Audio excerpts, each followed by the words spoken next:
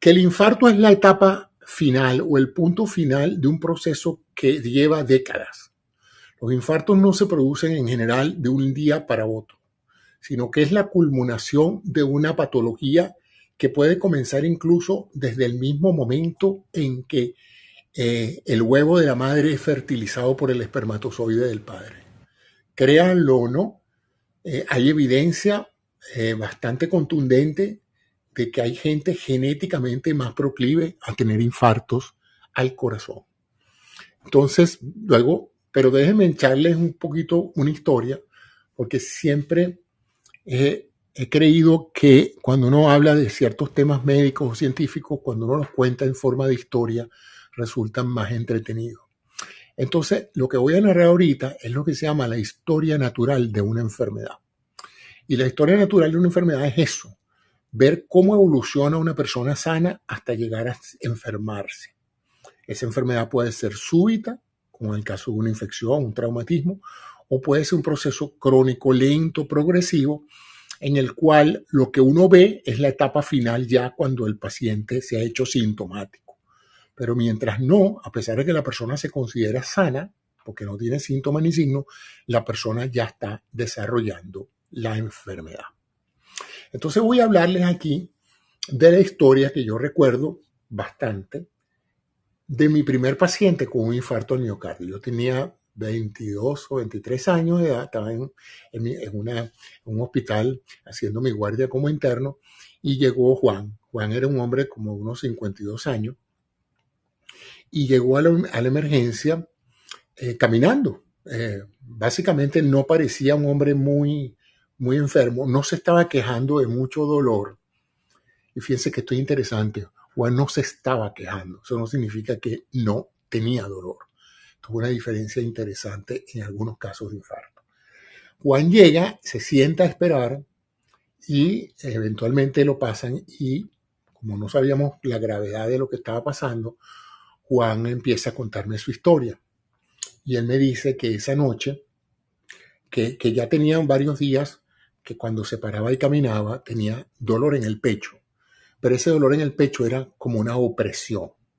No era un dolor que él pudiera identificar como tal, como el dolor de un hombro, como el dolor de un abdomen, sino que era como si le estuvieran clavando algo en el pecho. Y eso solo le pasaba cuando él caminaba un poco o ejercitaba. Fue un hombre robusto, 52 años, fuerte, de esas personas macizas, ¿no? Lo que me llamaba la atención en ese momento es que Juan era un individuo que en ese momento estaba muy pálido y sudoroso. Esa era otra cosa que llamaba la atención de Juan. Cuando le toma uno el pulso a Juan, ve que el pulso es un pulso muy suave, que no parecía un pulso contundente, que uno palpaba en los dedos el golpe de la onda de pulso, sino que era hasta difícil encontrar la arteria radial donde en un momento dado uno pudiera palpar ese pulso. Yo todavía estoy tranquilo y en eso pasa un médico con mucha más experiencia que yo y le dice, ¿desde cuándo tiene dolor? Juan no me había dicho que tenía dolor, me había dicho que en días anteriores había tenido la presión y Juan dice, desde hace 2 horas tengo dolor. Y entonces el doctor me dice, hazle un electro porque esto es un infarto en progreso.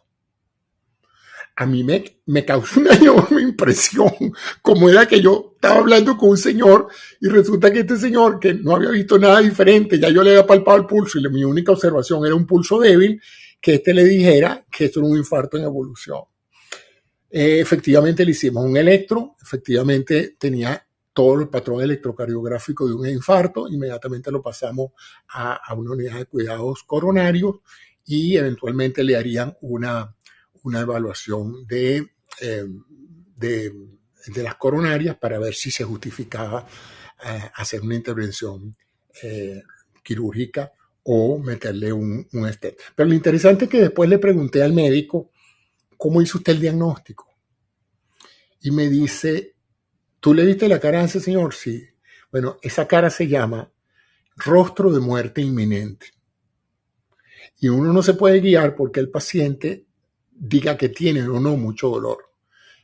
porque él a lo mejor viene de esa generación de gente que no expresa mucho el dolor que siente, pero su rostro sí lo expresa. Y ese rostro, que no se te olvide nunca, Cisnero, es el rostro de un infarto. Y yo nunca he podido olvidar eso porque es verdad, a veces uno, después que con la frecuencia uno ve pacientes de este tipo, uno ve que el paciente sí percibe que lo que tiene es una anomalía muy severa. Ahora, ¿cuándo comienza esta historia de Juan? Esto no comenzó 3 días antes ni 4 días antes. Lo más probable es que la historia de Juan haya comenzado desde su génesis, desde su herencia. Y hay una alta correlación entre las personas que han tenido enfermedades cardiovasculares en su familia y la probabilidad de que ellos la tengan. Cuando se habla de correlación, es un término interesante porque no refleja necesariamente que las cosas tengan que pasar igual que pasaron en tus ancestros. Significa que hay una mayor probabilidad de que pasen, pero no una certeza de que pasen. Eso es lo que se denomina la diferencia entre algo determinado por o algo probablemente ocasionado por. Entonces, en estos casos, habría que preguntarle a Juan si en su familia había personas que hayan tenido infarto al miocardio, porque vamos a ver más adelante que algunas personas en las familias cursan con varios miembros de la familia descendientes de alguien y todos tienen enfermedad cardiovascular. Vamos entonces a precisar un poquito qué es un infarto, porque hay varios términos que se llaman el paro cardíaco, el infarto al corazón y otro tipo de anomalías que también eventualmente terminan afectando la eficacia de la bomba y uno los llama también una crisis cardíaca o un paro cardíaco. En el caso específico de un infarto, el infarto por definición es la falta de llegada de oxígeno al músculo cardíaco. En otras palabras, el músculo cardíaco es uno de los músculos más metabólicamente activos de todo el cuerpo, porque se podrán imaginar desde que del momento en la semana 3 o 4 de la evolución comienza un tubito en ese embrión que parece un pollito metido, parece una lagartija metida en el útero, empieza ese tubito a latir. Es un simple tubito, como un vasito, empieza a latir. Ese latido es básicamente la estimulación de ciertas fibras nerviosas en ese tubito que va a disparar la contracción de un músculo allí y que eso eventualmente, a medida que progresa las semanas de gestación, esas células van transformándose en lo que eventualmente va a ser el corazón. 4 cámaras, 2 aurículas y 2 ventrículas que van entonces a crear esa fascinante bomba pulsátil que nos va a mantener vivos toda la vida. Y que cuando se pare, vamos rápidamente a dejar de existir como somos. Entonces, mucho de las patologías del corazón, de las enfermedades del corazón, van a venir dadas por cómo... O sea, Tony, tienes el micrófono cerrado, no sé qué pasó. No puedo creer que no he dicho, no me han escuchado nada de lo que he dicho.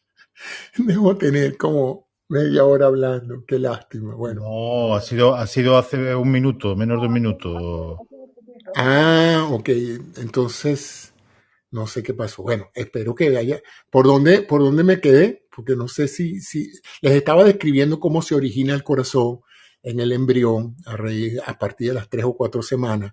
Ya empieza la organogénesis en full velocidad y empieza a producirse el corazón a partir de un tubito. Ese tubito se va dando vueltas y vueltas y vueltas y finalmente forma 4 cavidades, 2 aurículas y 2 ventrículas y ahí aparece el corazón. Cualquier defecto genético que afecte ese proceso de organogénesis, en este caso del corazón mismo, va a crear malformaciones congénitas cardíacas que pueden o no hacer la vida incompatible. Cuando son muy severas, el feto no se desarrolla por falta de su actividad circulatoria interna. Cuando son leves, el feto puede nacer sano, pero en las primeras días de vida puede verse severamente afectado porque el corazón nuevo o ese corazón recién nacido no pueda procesar las cargas de bombear sangre a través del sistema respiratorio, del circuito respiratorio. Recuerden que el feto durante su permanencia en el útero, él está siendo oxigenado por el cordón umbilical. Y aunque él utiliza perfectamente su corazón, etcétera, pero las cargas no son tan fuertes como cuando él nace, tiene que llenar sus pulmones de aire ahora tiene una mayor resistencia pulmonar porque está trabajando con un órgano que se infla y se desinfla periódicamente, y entonces su corazón tiene que enfrentar mayores demandas, sobre todo porque empieza realmente un crecimiento bastante exagerado y empieza una cosa que va a afectar mucho el rendimiento cardíaco, que es la locomoción. O sea, cuando él está intrauterino, él está flotando en un líquido, aunque él se mueve, mueve sus extremidades, mueve sus manos y sus brazos, por supuesto que no se mueve mucho en el sentido de que no tiene locomoción. Pero cuando él nace, él empieza a agarrar objetos, él empieza a hacer una cantidad de cosas que demandan mayor cantidad de sangre circulante y eso forza al corazón a bombear más. Entonces, en esta etapa del desarrollo, vamos a ver que muchas cardiopatías, y así se llaman las enfermedades del corazón,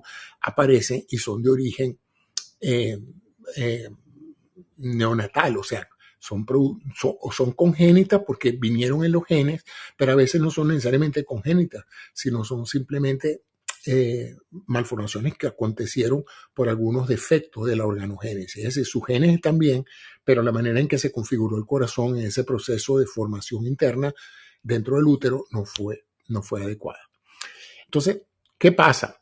No solamente las personas que van eventualmente a desarrollar infartos en la cuarta y quinta década de la vida o más adelante van a verse afectados por estos cambios, sino también va a haber otro aspecto que ya no es anatómico. Fíjense que hasta ahora les he estado hablando sobre el corazón en términos de su forma y las válvulas y toda la parte anatómica del corazón que puede venir defectuosa. Es como un motor que viene defectuoso. Pero además de esos cambios, puede venir genes que produzcan una química sanguínea que va a hacer más factible el desarrollo de un infarto con los años. Y me estoy refiriendo al metabolismo de los lípidos. En otras palabras, la manera en que las personas producen colesterol interno, manejan los triglicéridos y manejan todo lo que es su balance de electroquímico dentro de la sangre, está determinada por los genes. Entonces, si tú tienes lo que se llama una hiperlipidemia, es decir, una tendencia a acumular grasas en sangre, eso es hereditario. Si tus padres tuvieron eso, es muy probable que tú los tengas. De nuevo, no está garantizado que tú los tengas, pero eso va a ser también un factor contributorio que va a hacer que a lo largo de tu vida tú no lo percibas de esa manera, pero tus vasos sanguíneos se van a ir empezando a obstruir progresivamente. Vamos entonces a entender otro aspecto de los vasos sanguíneos y tiene que ver con la parte más importante de los vasos sanguíneos, que es esa capa de células internas que tapiza cada vaso sanguíneo y que se llama endotelio. Endo porque está dentro y telio, tela. Es una tela de células, un laminado de células que recubre el interior del vaso.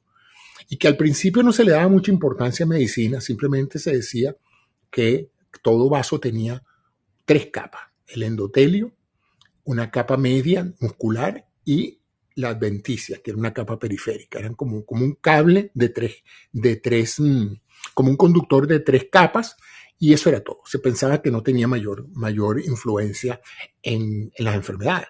Sin embargo, a medida que se ha avanzado en la bioquímica del endotelio, nos hemos dado cuenta de que el endotelio es un órgano. Es un órgano que tiene una función muy importante, que es mantener esa tela lisita toda la vida, en la medida de lo posible. Porque esa tela, debido a que por allí pasan miles de litros de sangre cada año, sangre que se conduce en forma pulsátil. Recuerde, esto no es como un acueducto que va continuamente fluyendo, sino que la sangre viene con impulsos. Sube de presión, baja de presión, sube de presión, baja de presión. O sea, el flujo es lo que se llama pulsátil, en forma de, viene una onda de pulso, sube la presión intravascular y luego cede en la parte, se llama la parte diastólica. Eso es producto de que la bomba misma que propulsa la sangre no es continua, es una bomba que trabaja en base a contracturas periódicas. Entonces, ¿qué pasa? Que ese endotelio va a verse afectado por 2 tipos de injuria. Eso se llama la injuria endotelial. Y ya vamos a tener más claro por qué la injuria es importante. La injuria endotelial es el daño al endotelio. Es el daño a esa tela que la hace menos lisa, por ponerlo así. Entonces, hay dos tipos de injuria. La injuria mecánica, que es el estrés producido por la presión de la sangre que va circulando por esos vasos, y la injuria química, que es la producida por sustancias como los lípidos, las lipoproteínas y las grasas, que en un momento dado pueden inflamar esas células del interior del vaso. Entonces, esto empieza a ocurrir progresivamente, prácticamente desde el momento en que nacemos. Empieza el endotelio de cada uno de nuestros vasos a sufrir injurias físicas y químicas. Pero como el cuerpo es muy sabio y la naturaleza no es tonta, la naturaleza creó mecanismos para reparar esos daños. ¿Ah? Entonces, estas células se viven duplicando, creando nuevas células que cubren ese endotelio, y hay una serie de mecanismos bioquímicos que permiten reparar continuamente ese endotelio, de manera que cualquier injuria sea rápidamente subsanada. Una de las principales injurias que hay es el trauma físico. Y el trauma físico es lo que se produce una ruptura del vaso sanguíneo y es lo que nosotros llamamos una hemorragia. En otras palabras, si usted se rompe una arteria con un cuchillo, un traumatismo, un accidente de tránsito, rompen sus arterias o sus venas, usted sangra, y ahí viene el primer proceso de reparación. Como es tan proclive los vasos sanguíneos a romperse, el cuerpo o la evolución ha diseñado un mecanismo bien efectivo para controlar eso, que es la coagulación de la sangre. En otras palabras, esto es como un caucho que se espicha y automáticamente se autosella. Es decir, el aire que está dentro del neumático inmediatamente detecta una fuga de aire e inmediatamente tapona esa fuga de aire con un químico dentro del aire intraneumático que hace que el hueco se cierre. Entonces, igual pasa con los vasos sanguíneos. Los vasos sanguíneos constantemente se están rompiendo, creando microlaceraciones que son inmediatamente subsanadas por el proceso de coagulación que genera lo que llamamos un trombo. Un trombo es que ciertas proteínas que van en la sangre, bajo la acción de unos activadores, se vuelven sólidas y tapan el hueco. Es fascinante, ya son líquidas, pero en un momento dado, dirigido fundamentalmente por las plaquetas que actúan como una suerte de tapones pequeñitos, pero se aglomeran, ellas tapan el huequito que se ha abierto producto de la ruptura. Las trombosis son procesos de reparación entonces de pequeñas hemorragias que están ocasionándose constantemente y son reparadas tan rápido que casi nunca se produce un importante sangramiento. Ahora, lo interesante de este proceso de coagulación es que es autocontrolado. Digamos, se produce la ruptura del vaso, se produce una activación de los factores de coagulación, estos producen la agregación de plaquetas y la precipitación de proteínas, tapan el hueco, pero inmediatamente hay otro factor de control que tiene que evitar que eso se prosiga, porque si el proceso de coagulación continúa creando trombo, se produce una trombosis, ¿verdad? Y entonces, en vez de tapar el huequito, ahora tapa todo el vaso y bloquea el flujo de sangre. Entonces, fíjense qué maravilloso este mecanismo, ¿no? Él genera la suficiente coagulación para tapar el huequito, pero no demasiada que vaya a tapar todo el vaso. Porque si se tapa el huequito, se evita la hemorragia, pero si se tapa todo el vaso, se produce un infarto. En otras palabras, se produce una disminución del flujo de sangre, y recuerden que el flujo de sangre es el que lleva el oxígeno necesario para que las células funcionen. El oxígeno es uno de los ingredientes esenciales para el metabolismo celular, para producir energía. Un órgano que no recibe oxígeno se muere rápidamente en un proceso que se llama isquemia. La isquemia es la falta de llegada de oxígeno. Entonces, cuando un tejido no le llega sangre, se dice que está en isquemia. Entonces, fíjense entonces que los pacientes que van a tener una historia de infarto pueden tener entonces 3 factores, ¿verdad? Malformaciones vasculares, también las hay, vasos malformados. Segundo, alteraciones del metabolismo de las grasas que hacen más factible que se produzcan aglomerados de grasa que tapen el vaso. Tercero, lesiones endoteliales que en vez de ser adecuadamente reparadas, terminan siendo factores trombogénicos.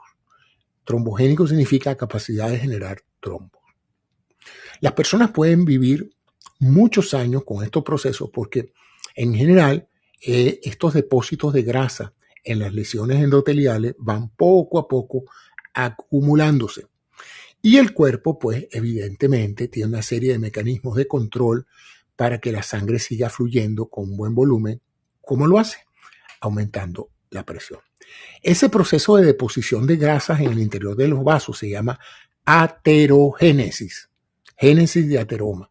Atero viene de una palabra, creo que es griega, que es la masilla esa amarillenta que produce el trigo, se la llamaban atero. Y se dice así porque los primeros que descubrieron la aterogénesis, la aterosclerosis, la aterogénesis es el proceso, la aterosclerosis es la esclerosis o el cierre de un vaso por deposición de grasa. Entonces, ese proceso se ha visto incluso en niños que le han hecho autopsias, niños de 6, 8, 10 años que han muerto de otras causas y le han hecho autopsia y ya han visto rastros de aterogénesis. O sea que la aterogénesis en aquellas personas genéticamente proclives a desarrollarla pueden empezar prácticamente desde la juventud. ¿Ok? Entonces, sin embargo, como les dije, es muy raro los infartos en niños y si se dan es por otras razones de tipo de control cardiovascular, etcétera, etcétera.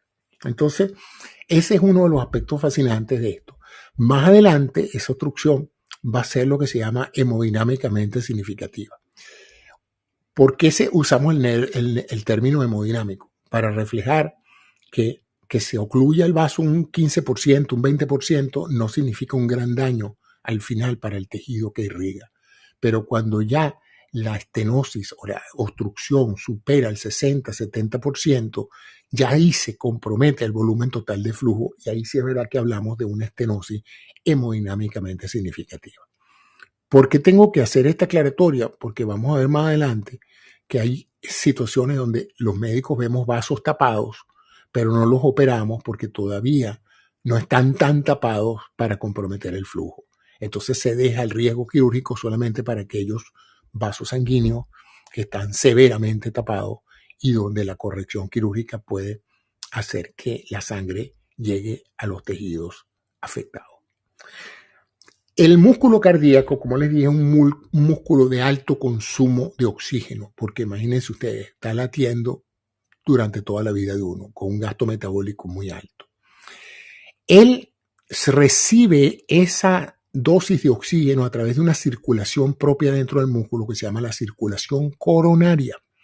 Entonces, imagínense por un momento que el corazón bombea la sangre hacia las arterias principales del cuerpo, pero de esas arterias, que es fundamentalmente la aorta, salen unos pequeños vasos cuyo destino es el músculo mismo. Es algo maravilloso como las coronarias se originan precisamente del mismo trabajo mecánico que el corazón hace para el resto del cuerpo. En otras palabras, el músculo cardíaco se alimenta del músculo cardíaco. Es fácil, de la actividad del músculo cardíaco, ¿no? Y de allí la circulación coronaria. Las coronarias, a diferencia de otras arterias del cuerpo, tienen unas características bien notables. Y el problema de ellas es que para ellas irrigar el músculo cardíaco, ellas tienen que penetrar la fibra muscular del músculo. Y esa fibra muscular, durante el proceso en que se está bombeando la sangre, se está contrayendo.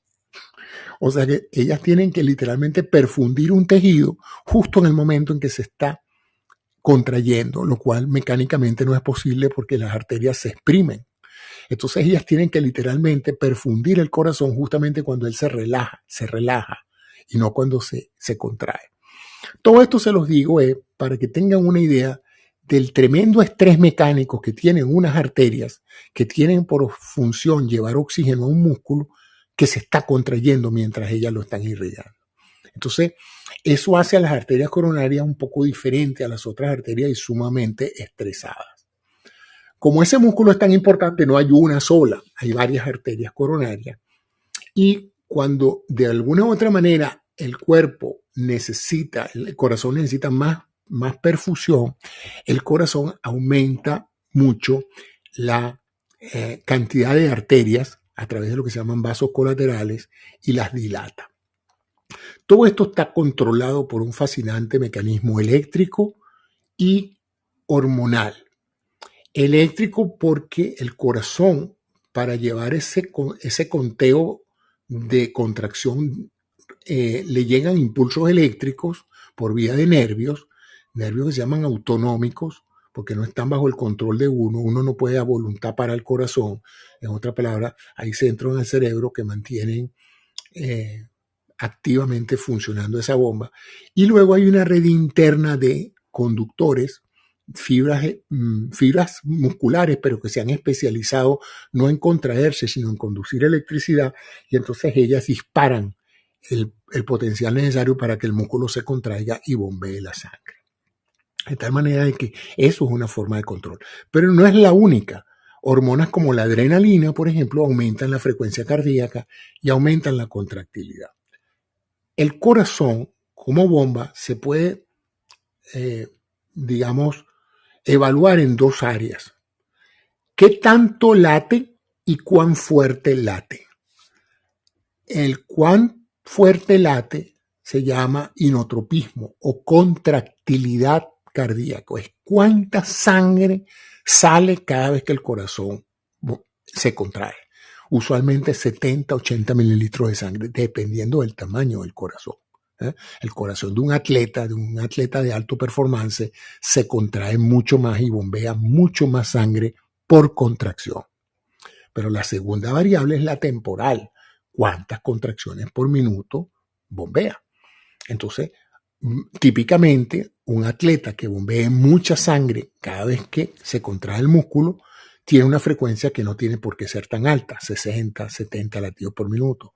Y él bombea la misma cantidad de sangre con 60 latidos por minuto que una persona que no está entrenada necesitaría 80 o 90 latidos por minuto para bombear, porque la cantidad de sangre por contracción es menor.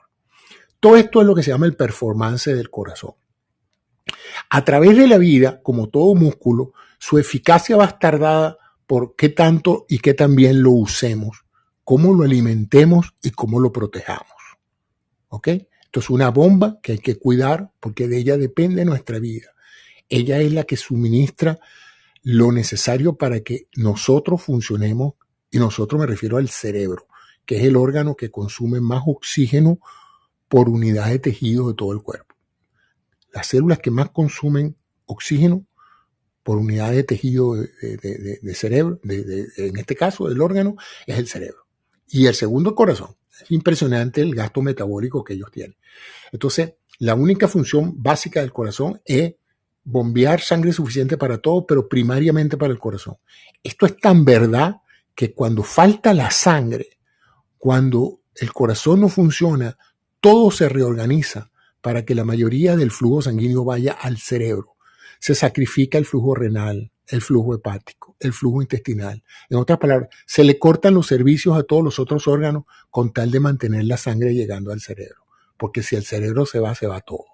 Entonces es fascinante cómo ese mecanismo que se llama homeostasia puede en un momento dado sacrificar la vida de otros órganos con tal de mantener al cerebro vivo. Es algo fascinante. Entonces, fíjense, Juan va a ir desarrollando la historia natural. Su padre tuvo un infarto a los 45 años, Juan tiene 50. Juan ha llevado una dieta rica en grasas saturadas, carnes rojas, frituras, con un alto consumo de comida chatarra, una baja ingesta de frutas y verduras. Empezó a fumar a los 12 años, fuma una cajetilla diaria por 30 años.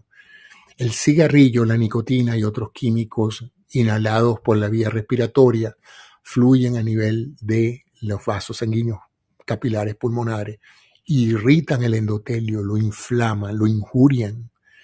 Y el endotelio eventualmente, a pesar de que tiene mecanismos de reparación, tarde o temprano se cansa y empieza a producirse un proceso inflamatorio y empieza a acumularse la grasa, la aterogénesis. Resulta que además de todo este tipo de, por supuesto que ustedes reconocerán que Juan debe ser un latino, porque este tipo de carne roja, frituras, consumo de esto parecería ser la dieta típica de, como dice mi esposa, la bandeja paisa, pues. O sea, esto es lo que comen los latinoamericanos durante muchas décadas, ¿no? A los 38 años a él le diagnostican prediabetes porque un día va al médico y le determinan que tiene la glucosa alta. Él no le presta mucha atención, sigue tomando caña, sigue con la misma dieta. Ya a los 45, o sea, unos 6 años después, ya tiene diabetes tipo 2. No le presta mucha atención, le pone su tratamiento con antidiabéticos orales, pero Juan es un indisciplinado, él está en el pináculo de su vida, gana dinero, fuma, lleva una vida de abusos extremos. Él piensa que él es un hombre notablemente fuerte, y lo es. Hasta ese momento, él es un toro, ¿no? Y resulta que ya es francamente diabético con una hemoglobina glicolizada de 8.5. Ya realmente se ha establecido un patrón de eso. La glucosa alta en sangre tiene una cantidad de efectos también sobre el endotelio. Entonces fíjense cómo el endotelio ya viene desde hace 3 décadas irritado, inflamado, agresivamente lesionado, y pierde su capacidad de control endotelial. Con estos antecedentes, ya Juan es un paciente aterosclerótico. Si pudiéramos ver sus arterias, y se pueden ver, Juan ya tiene grasa en varias arterias del cuerpo por la combinación de dislipidemia, es decir, trastornos de los lípidos en sangre, hipertensión arterial, tabaquismo, obesidad, y ya tiene la intolerancia a la glucosa, ¿no? Entonces ya para este momento Juan tenía en las arterias coronarias una estenosis del 50% en la descendente anterior, una de las principales coronarias, la que desciende anteriormente por el músculo cardíaco, ya estaba tapada en un 50%. Resulta que tú dices, bueno, pero todavía tenía 50% de volumen residual, todavía no estaba haciendo eso. En esos cuadros ya Juan estaba en condiciones de reposo, y donde él hacía su trabajo normal, manejaba un camión, qué sé yo, cualquier cosa. Juan no tenía problemas, pero cuando él ejercitaba mucho, Juan tenía ciertas molestias en el estómago que él lo atribuía a acidez gástrica. Otra cosa interesante dentro de esto es que Juan, además de la diabetes, empezó a desarrollar una personalidad que se ve con mucha frecuencia en los pacientes cardiópatas. Se llama la personalidad tipo alfa. Ustedes han oído mucho del macho alfa, pero no saben que hay un aspecto del macho alfa que es sumamente perjudicial para alguien con antecedentes genéticos o familiares de enfermedad cardiovascular. Este tipo de personalidad se caracteriza por ser ansioso, competitivo, perfeccionista, reacciona con enojo y frustración fácilmente ante situaciones estresantes, y encima de eso, ese tipo de personalidades escogen profesiones en áreas sumamente exigentes, en finanzas, con presión y horarios extendidos, son trabajólicos, etc. Todo eso, como ven, son una serie de factores mentales, porque la personalidad es algo mental, dietéticos, por lo que les acabo de decir, genéticos por los antecedentes de la familia de Juan, químicos por la parte lipídica del manejo de esto, y evidentemente esto empezó a progresarse. ¿Qué pasa ya al final de esta etapa? Un buen día, esa placa ateromatosa pierde la lisura de ese endotelio, y sin que haya necesariamente una hemorragia, dispara la cadena de coagulación de la que yo les había hablado antes. Se dispara la cadena de coagulación, y sobre esa plaquita en el interior de un vaso coronario se hace un trombo. Y no solamente se hace un trombo, sino que este trombo no se autoliza, no se disuelve rápidamente, sino que se consolida. De esa manera tapa por completo el vaso sanguíneo. Esa es una posibilidad. Otra posibilidad es que no sea tan grande como para tapar el vaso sanguíneo, pero sí sea lo suficientemente sólido para despegarse de la placa y transformarse en un émbolo. Un émbolo es un trombo que viaja, que se desplaza de su sitio de origen más adelante, acuérdense que los vasos van de gran calibre a menos calibre, o sea que si un trombo pequeño de 2 milímetros no tapaba una arteria de 4 milímetros, cuando él progrese hacia una arteria más chiquita la tapa. Y entonces ahí vemos entonces lo que se produce, que el infarto propiamente dicho. El músculo cardíaco, cuando le falta oxígeno, duele muchísimo. Y no solamente duele muchísimo, sino que informa a los sistemas nerviosos de que hay que tomar medidas drásticas porque, como dicen, el viernes es viernes y el cuerpo lo sabe. Bueno, es un infarto y el cuerpo también lo sabe, ¿no? Y entonces inmediatamente se produce una angustia que se traduce en una expresión facial muy especial que solo las personas que lo han visto aprenden a reconocer. Así como uno a veces reconoce la cara de alguien que está feliz o que está triste, uno a veces reconoce a la gente que está en pánico. Y esto es un pánico que, aunado a todos estos síntomas, refleja el hecho de que la gente siente lo que se llama la sensación de que se está muriendo. Bueno, ese es el cuento que quería echarles de la historia natural de la enfermedad.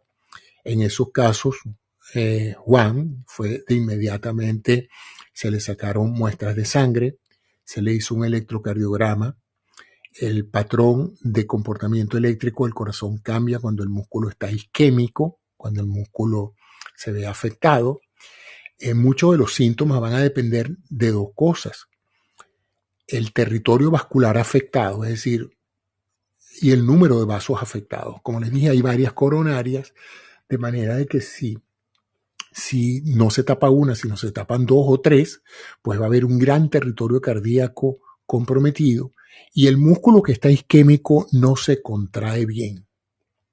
No se contrae bien porque para él contraerse necesita ATP, necesita energía, y esa energía está derivada del metabolismo aeróbico que necesita oxígeno. Entonces, evidentemente, el corazón falla porque no puede bombear sangre.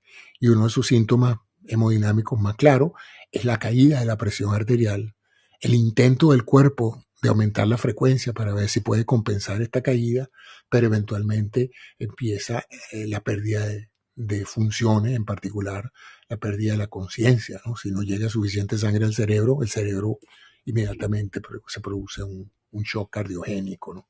Se llama shock cardiogénico, hay muchos tipos de shock, pero el cardiogénico es ese, pues el generado por la falla de la bomba. En estos casos, la vida depende de minutos, hay que llevarlo a un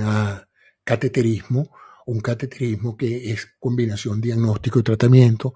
En otras palabras, se le toma una arteria femoral, se le mete un catéter, se lleva ese catéter a la entrada de la aorta, se busca el origen de la coronaria, que como les dije, surge de la aorta, ahí se inyecta el agente de contraste, se toma un cine, una película de la llegada del contraste al árbol coronario, ahí se ve rapidito cómo entra el contraste en los diferentes vasos y se ve cuál es el que está tapado.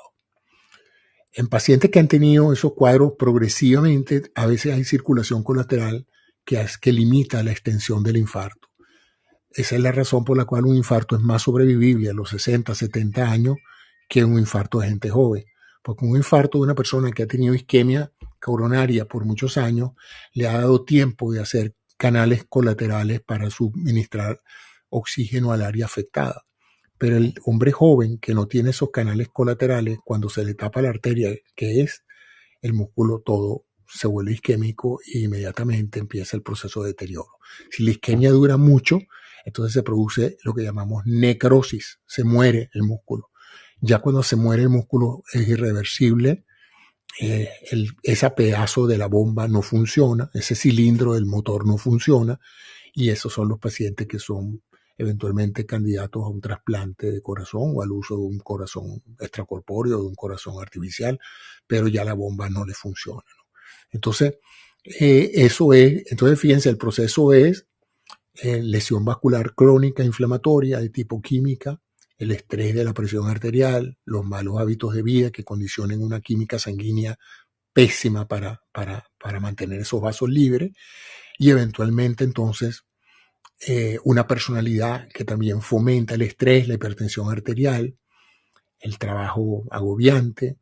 Y entonces eso es, digamos, los factores de riesgo. Edad avanzada, El sexo, los hombres tienen mayor riesgo que las mujeres, especialmente antes de la menopausia. Los antecedentes familiares que ya les dije, sobre todo cuando los parientes han tenido el primer infarto antes de los 50. Que tú me digas, bueno, mi papá murió del corazón. ¿Cuánto murió tu papá a los 95 años? Coño, tu papá tenía un mejor corazón que tú probablemente. Entonces eso no es pero si alguno de tus familiares cercanos, tu papá o tu tío o tu abuelo murió del corazón, de un infarto del corazón antes de los 50 años, eso sí puede ser relevante, simplemente relevante, no necesariamente determinante. El tabaquismo, señores, fumar es impresionante, cómo han caído en muchos aspectos las enfermedades cardiovasculares en hombres que dejaron de fumar y han subido en mujeres que empezaron a fumar. La hipertensión arterial por diferentes tipos, la dislipidemia, los valores altos de colesterol y triglicéridos son precisamente la gente que se deposita dentro de los vasos. La diabetes mellitus, que tiene también otros aspectos de que se produce. Hay una base genética, pero también hay una base social de los tipos de alimentación. La obesidad y el sobrepeso, producto fundamentalmente de una dieta muy calórica y de mucho sedentarismo. El estrés psicosocial, hay personalidades y hay empleos que hacen más factible la producción de un infarto. El consumo excesivo de alcohol, los anticonceptivos orales en las mujeres, sobre todo los que contienen estrógeno, tienen una mayor prevalencia de que produzcan infartos en mujeres posmenopáusicas. La menopausia, tanto la prematura como la posmenopausia en mujeres, aumenta el riesgo de enfermedad cardiovascular. Y en general, todas las enfermedades inflamatorias como el lupus eritematoso y la artritis reumatoide. Hasta aquí llego. Lo demás lo voy a dejar para las preguntas. Podemos hablar un poco sobre eso.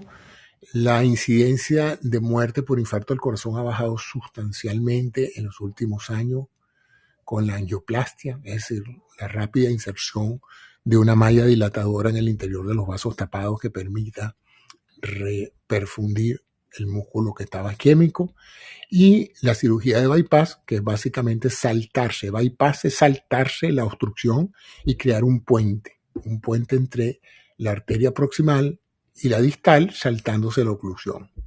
Como lo que pusieron en Venezuela los elevados sobre las trancas de tráfico, bueno, algo así.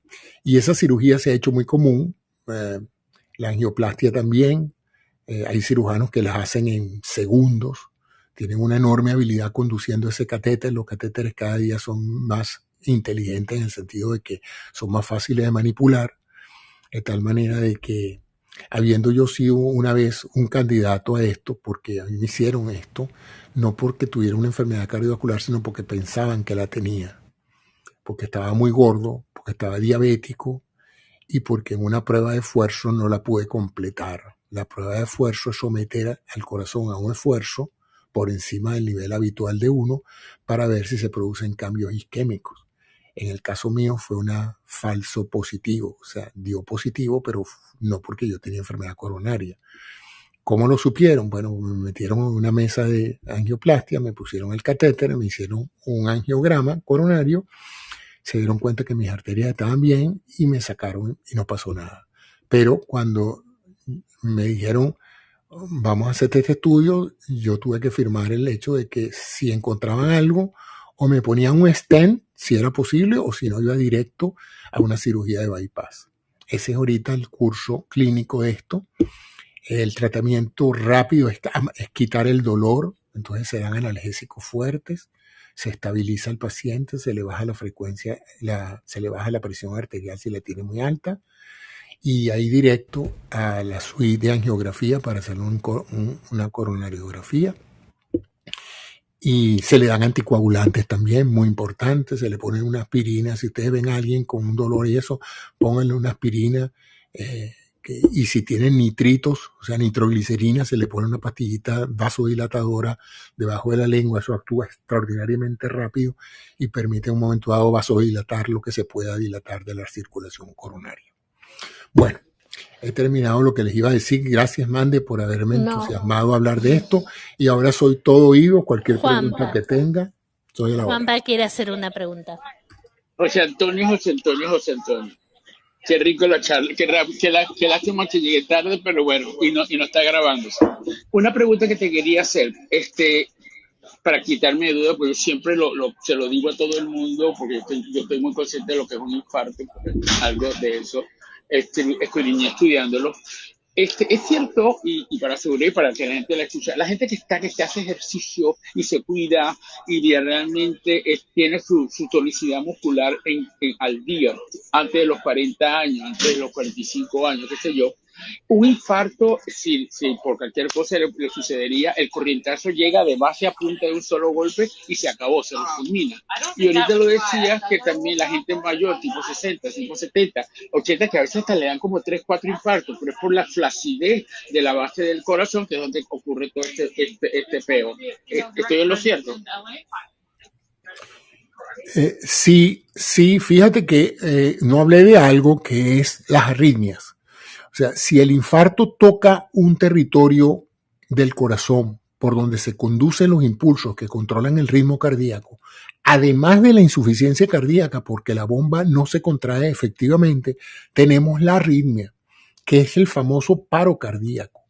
Un paro cardíaco no es igual a un infarto del corazón. El infarto del corazón es un infarto isquémico donde esencialmente el músculo no recibe oxígeno. Pero, por ejemplo, hace poco vieron el hijo de LeBron James, se desplomó en plena cancha. No se desplomó porque tuviera una arteria tapada, se desplomó porque hubo una alteración del ritmo cardíaco que paró su corazón. Esos son los momentos en que un desfibrilador o un fuerte golpe en el pecho y un masaje cardíaco externo puede mantener a una persona viva hasta que llegue la ayuda necesaria para hacerle un tratamiento más intensivo.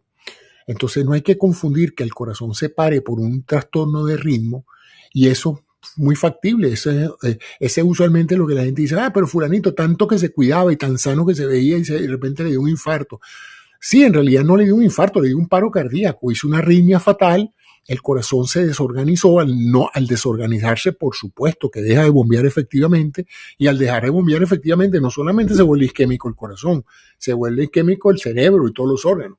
Entonces, y en estos casos la muerte es mucho más súbita que con un infarto. O sea, si me da un paro cardíaco por una arritmia, una fibrilación ventricular, el músculo entero, la bomba deja de funcionar eficientemente y colapso. Y entonces allí lo único que queda es darle un tremendo electroshock al tórax para tratar de resetear eléctricamente ese corazón, que es como que si la computadora se bloqueara y ¿qué haces tú? Bueno, la reseteas, bueno, igual. Esto se resetea con una fuerte corriente eléctrica que en un momento dado haga que los marcapasos cardíacos son células que marcan el paso, es decir, ellas regularmente se disparan solas, ¿tá? Es como un metrónomo que cada con cierta frecuencia ella sola, espontáneamente ya dispara. Eso se llama marcapasos autónomos. Y esos marcapasos a veces se desorganizan o en el caso del infarto no les llega oxígeno. Entonces, si no les llega oxígeno, también la célula marcapasos se daña. Entonces se combinan entonces problemas de isquemia de músculo con problemas de control nervioso. Entonces tenemos una arritmia más un infarto, ¿no? Entonces, esos son casos, bueno, fulminantes, pues, porque si al paciente le da un infarto y como parte del infarto, como parte de que su músculo no está recibiendo y está bombeando sangre adecuadamente, su ritmo cardíaco se bloqueó, ese probablemente es un infarto irreversible. Incluso si no lo atienden a tiempo, no llega a la sala de coronariografía. ¿Mm? Una última pregunta y me voy, no hablo más en toda la tarde. Mi mamá tuvo un quadruple bypass y por supuesto lo sacan de las arterias. ¿Por qué tienen que caminar y estar activos todo el tiempo por ese corte, esa sacada de arteria para poder producir el bypass? ¿Alguien tiene el micrófono? Me oigo en eco. El quadruple bypass se hace con la arteria. ¿Por qué las personas, pacientes, los post-pacientes que tienen un corazón perfecto hasta que se mueren, como le pasó a mi mamá, tienen que hacer ejercicio todo el tiempo por las piernas? ¿Qué afecta o qué influye que ese corte de arteria produzca que la persona tiene que estar en movimiento? Disculpa. Fíjate, los vasos sanguíneos no son vasos estáticos, no son tubos rígidos, Son tubos muy dinámicos que se expanden y se contraen con la onda de pulso, pero que además de eso, ellos redistribuyen el flujo a través de los que se llaman procesos de vasodilatación o vasoconstricción. Cuando ellos no quieren que llegue sangre a un tejido, se vasocontraen. Cuando ellos quieren que llegue sangre a un tejido, se vasodilatan. ¿Y tú sabes qué los hace contraerse y dilatarse? La demanda de oxígeno del tejido. O sea, si el tejido necesita más sangre, el tejido manda señales de que está isquémico y entonces el cerebro dice, dilata el vaso para que le llegue más sangre. Es como que si cada casa recibiera tanta agua como necesitara en función de su demanda de agua. En las casas donde no se necesita mucha agua, los vasos están cerrados. En las casas donde se consume mucha agua, pues las tuberías están completamente abiertas y dilatadas. Así el cuerpo hace la redistribución de flujo. Entonces, si tú quieres mantener los vasos periféricos activos, tienes que mover esos músculos para que el consumo de oxígeno de esos músculos vasodilate las arterias que llevan sangre a esos músculos, porque de lo contrario tienden a obstruirse. Recuerda que te dije que el equilibrio de la sangre es un tejido líquido, pero es un tejido, tiene células y tiene proteínas. Tanto que si no fluye, se estanca y si se estanca, se coagula. Fíjate que tú sacas un tubo y sacas sangre y la dejas ahí y en minutos el tiempo de coagulación produce un coágulo sólido, ya deja ese líquido. ¿Entiendes? Entonces eso es interesante porque la sangre tiene que estar constantemente fluyendo. Cuando ya no fluye se produce una trombosis. Eso es muy típico, por ejemplo, en el lado venoso. Cuando tú viajas en avión y te tiras 14 horas en un avión sentado con las piernas dobladas, sin pararte, sin contraer los músculos, ¿qué crees tú que le pasa a la sangre venosa? La sangre venosa no está pulsada como la sangre arterial, que es la que está conectada a la bomba. La sangre venosa viene de retorno, viene del tejido hacia el corazón. Entonces ella se mueve fundamentalmente por un gradiente de presión, pero también por las contracciones de los músculos. Como tú estás en reposo y estás sentado ahí en esa silla 8 horas de un viaje de aquí a Australia, entonces, ¿qué pasa? Esa sangre se estanca y se coagula, se trombosa y hace lo que se llama una trombosis venosa profunda. El trombo se forma, yo lo he visto con el ultrasonido, se ve perfecto que cuando la sangre se estanca, tú ves que la sangre que normalmente en el ultrasonido es negra, el tubo se ve negro porque está fluyendo, cuando empieza a estancarse empieza a hacerse cada vez más brillante hasta que tú lo ves tapado, se acaba la luz del vaso, se acaba ese tubito y se llena de trombos, ¿no? El problema Un mundial de fútbol me dio embolia pulmonar. Claro, porque esos trombos Tuve 35 días que era un promedio de trabajo de 17 horas diarias. Yo no sabía que los mundiales de fútbol producen tanta noticia. Tienes que estar ahí. Los partidos, pues solo la parte como el plato fuerte. Y al finalizar el mundial, que fueron 40 días, volví a mi tiempo regular. A las 2 semanas yo estaba en emergencia con una embolia pulmonar porque, claro, estar tanto tiempo sentado, como tú lo hablabas, lo del avión, a eso lo aprendí también, que uno se tiene que cada hora caminar en un avión. Yo tenía la costumbre de sentarme con las rodillas hacia atrás, qué sé yo, y se produjo un globulito detrás de la rodilla derecha, se vino, explotó, ¡pum!, para el hospital con pulmón colapsado. No lo sabía. Gracias. Así es, eso se forma en las venas de las piernas y esas venas suben, agarran la vena cava y van a la circulación pulmonar para poder entrar al corazón. Y ahí es donde producen el embolismo pulmonar. El embolismo es simplemente el despegue de un trombo de las piernas, viaja a través de la circulación y se mete en uno de esos capilares pulmonares y produce insuficiencia pulmonar y un infarto pulmonar. Entonces ahí tiene un problema grave, que es la gente que se baja de un avión y en las próximas horas empieza a desarrollar dificultad respiratoria y dolor. Y te dirás, ¿qué le pasó? Bueno, eso. Por cierto, que mucha gente por eso es que toma aspirina infantil en dosis de 70-80 miligramos, es una dosis muy baja que tiene un efecto antiagregante plaquetario, es decir, la aspirina actúa no como un verdadero anticoagulante, porque no lo es, pero al disminuir la agregación de las plaquetas, reduce la posibilidad de que se vuelvan trombos severos. Yo los tomo de hace años, hay gente que lo llama la vacuna contra el infarto. Recientemente han salido artículos que dicen que las personas mayores no deberían tomar aspirina infantil porque, es verdad, reduce el riesgo de trombosis en los vasos sanguíneos coronarios, pero si tú tienes un pequeño vaso sanguíneo en el cerebro, y te anticoagulas, puedes tener hemorragias cerebrales. O sea que ganas por un lado y pierdes por el otro, ¿no? Pero la mayoría de los pacientes que han recibido cirugía de bypass, el principal problema es que como eso se cose, esos vasos se les pone un bypass, se sacan segmentos de venas de la vena mamaria o de la vena safena, se corta un pedacito de vena, se llega al corazón, se conecta, se sutura, literalmente se sutura desde antes de la obstrucción, saltándose la obstrucción y se sutura después de la obstrucción. Eso es lo que se llama un bypass. Y eso, el mayor problema que tiene es que se vuelve a trombosar. Es decir, que la sangre que está pasando por ahí, al notar las irregularidades del endotelio, empieza a trombosar y se tapa. Y por eso que estos pacientes son anticoagulados con la famosa heparina, que es una sustancia que literalmente paraliza la cadena de coagulación. Entonces, es un pro y un contra, pero ¿cómo se previenen entonces los infartos al corazón? Bueno, tú no puedes escoger los padres que vas a tener, pero sí puedes escoger el estilo de vida, la forma en que vas a enfrentar tu trabajo, el control de tu presión José arterial. Antonio, quisiera hacerte Sí. una pregunta antes de que continúes, porque quisiera saber tu punto de vista. Esto me lo recomendó una amiga que es médico y su esposo igual.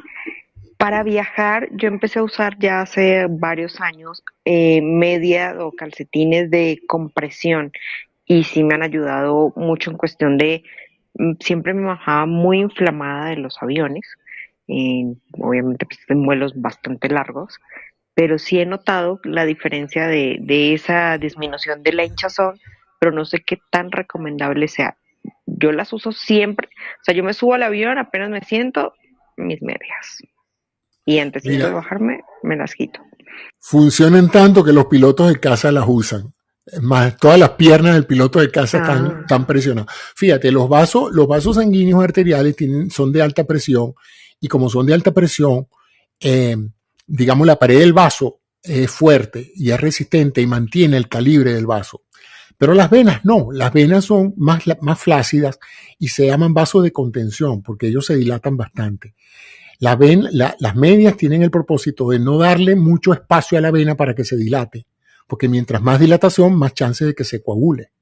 Entonces, al reducir el tamaño por presión externa de la media, hace que la vena no pueda estancarse mucho el flujo y de alguna manera reduce la posibilidad de trombosis. A todas las personas postoperadas, ustedes verán que les ponen como unas medias de presión que se inflan y se desinflan horribles, son precisamente. horrorosas. Bueno, sí, son horrorosas, pero eso es para reducir el chance de un embolismo pulmonar, porque una de las principales complicaciones de un paciente que ha sido operado en el postoperatorio, sobre todo si tiene que pasar varios días sin poder pararse de la cama, es el problema de que se trombosen la sangre en las venas de las piernas, y para eso entonces, fíjate, usan esos sistemas neumáticos que comprimen las extremidades para que ese flujo suba hacia el tórax y no se quede estancado abajo. Y por eso es que hoy no comen cuentos, a la gente la están al día siguiente. Esa época de que a ti te operaban y pasabas 3 días en cama se acabaron. Ahora con dolor y todo te paran a caminar porque es importantísimo para reducir los chances de trombosis venosa profunda.